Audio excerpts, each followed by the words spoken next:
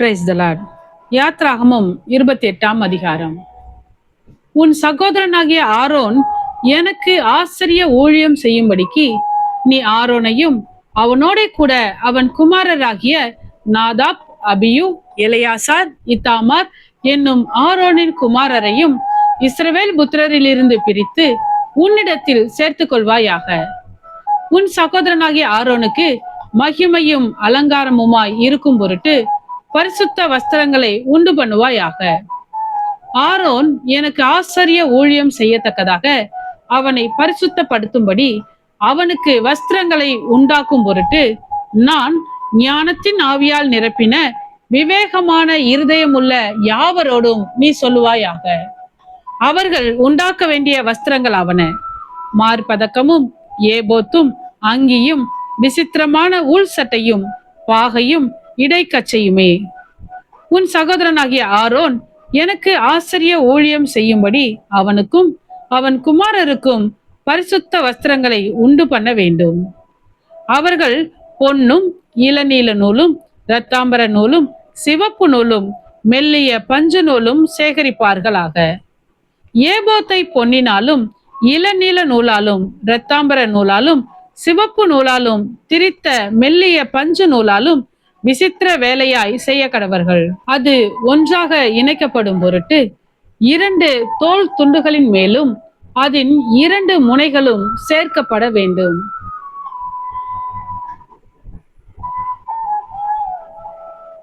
அந்த ஏபோத்தின் மேல் இருக்க வேண்டிய விசித்திரமான கச்சை அந்த வேலைக்கு ஒப்பாகவே பொன்னினாலும், இளநீல நூலாலும், இரத்தாம்பர நூலாலும், சிவப்பு நூலாலும், திரித்த மெல்லிய பஞ்சு நூலாலும் பண்ணப்பட்டு அதனோட ஏகமாய் இருக்க வேண்டும்.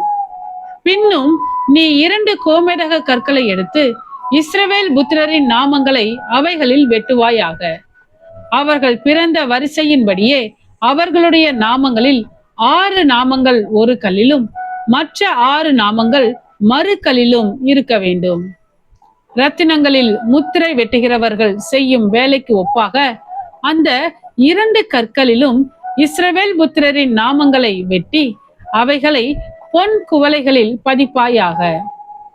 ஆரோன் கர்த்தருக்கு முன்பாக தன் 2 தோள்களின் மேலும் இஸ்ரவேல் புத்திரரின் நாமங்களை ஞாபகக்குறியாக சுமந்து வர அந்த 2 கற்களையும் ஏபோத்து தோள்களின் மேல் அவர்களை நினைக்கும்படியான கற்களாக வைக்க கடவாய். பொன்னினால் வளையங்களை பண்ணி சரியான அளவுக்கு பின்னல் வேலையான 2 சங்கிலிகளையும் பசும் பொன்னினால் உண்டாக்கி அந்த சங்கிலிகளை அந்த வளையங்களில் பூட்டுவாயாக. நியாய விதி மார்பதக்கத்தையும் விசித்திர வேலையாய் செய்வாயாக. அதை ஏபோத்து வேலைக்கு ஒப்பாக பொன்னினாலும், இளநீல நூலாலும், இரத்தாம்பர நூலாலும், சிவப்பு நூலாலும், திரித்த மெல்லிய பஞ்சு நூலாலும் செய்வாயாக. அது சதுரமும் இரட்டையும் 1 ஜான் நீளமும் 1 ஜான் அகலமுமாய் இருக்க வேண்டும். அதிலே 4 பத்தி ரத்தின கற்களை நிறைய பதிப்பாயாக.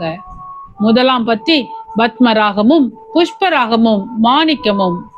2ஆம் பத்தி மரகதமும், இந்திரநீலமும், வச்சிரமும். 3ஆம் பத்தி கெம்பும், வைடூரியமும், சுகந்தியும். 4ஆம் பத்தி படிக பச்சையும் கோமேதகமும் எஸ்பியுமாய் இருப்பதாக. இவைகள் அந்தந்த பத்தியில் பொன்னினாலே பதித்திருக்க வேண்டும். இந்த கற்கள் இஸ்ரவேல் புத்திரருடைய நாமங்களின்படியே 12ம் அவர்களுடைய நாமங்கள் அவைகளில் வெட்டப்பட்டவைகளுமாய் இருக்க வேண்டும். 12 கோத்திரங்களில் ஒவ்வொன்றினுடைய நாமம் ஒவ்வொன்றிலே முத்திரை வெட்டாய் வெட்டி இருக்க வேண்டும். மார்பதக்கத்திற்கு அதன் பக்கங்களிலே பின்னல் வேலையான பசும் பொன் சங்கிலிகளையும் பண்ணி அந்த மார்பதக்கத்திற்கு 2 பொன் வளையங்களையும் பண்ணி அந்த 2 வளையங்களையும் மார்பதக்கத்தின் 2 பக்கங்களிலே வைத்து பொன்னினால் செய்த அந்த 2 பின்னல் வேலையான சங்கிலிகளையும் மார்பதக்கத்தின் பக்கங்களில் இருக்கிற 2 வளையங்களில் மாட்டி அவ்விரண்டு பின்னல் வேலையான சங்கிலிகளின் 2 நுனிகளை ஏபோத்து தோல் துண்டின் மேல் அதன் முன்புறத்தில் இருக்கிற 2 வளையங்களில் மாட்டுவாயாக. நீ 2 பொன் வளையங்களை பண்ணி அவைகளை ஏபோத்தின் கீழ்ப்புறத்திற்கு எதிரான மார்பதக்கத்தினுடைய மற்ற 2 பக்கங்களிலும் அதனுடைய ஓரத்திற்குள்ளாக வைத்து வேறே 2 பொன் வளையங்களை பண்ணி அவைகளை ஏபோத்தின் முன்புறத்து 2 கீழ்ப்பக்கங்களில் அதன் இணைப்புக்கு எதிராகவும் ஏபோத்தின் விசித்திரமான கச்சைக்கு மேலாகவும் வைத்து மார்பதக்கம் ஏபோத்தின் விசித்திரமான கச்சைக்கு மேலாக இருக்கும்படிக்கும் அது ஏபோத்திலிருந்து நீங்காதபடிக்கும் அதை அதன் வளையங்களால் ஏபோத் வளையங்களோடே இளநீல நாடாவினால் கட்ட வேண்டும். ஆரோன் பரிசுத்த ஸ்தலத்திற்குள் பிரவேசிக்கும் போது இஸ்ரவேல் புத்திரரின் நாமங்களை தன் இருதயத்தின் மேலிருக்கும் நியாய விதி மார்பதக்கத்திலே கர்த்தருடைய சன்னிதானத்தில் ஞாபக குறியாக எப்பொழுதும் தரித்து கொள்ள கடவன். நியாய விதி மார்பதக்கத்திலே ஊரிம் தும்மிம் என்பவைகளை வைப்பாயாக. ஆரோன் கர்த்தருடைய சன்னிதானத்தில் பிரவேசிக்கும் போது அவைகள் அவன் இருதயத்தின் மேல் இருக்க வேண்டும். ஆரோன் தன் இருதயத்தின் மேல் இஸ்ரவேல் புத்திரருடைய நியாய விதியை கர்த்தருடைய சன்னிதானத்தில் எப்பொழுதும் தரித்து கொள்ள வேண்டும்.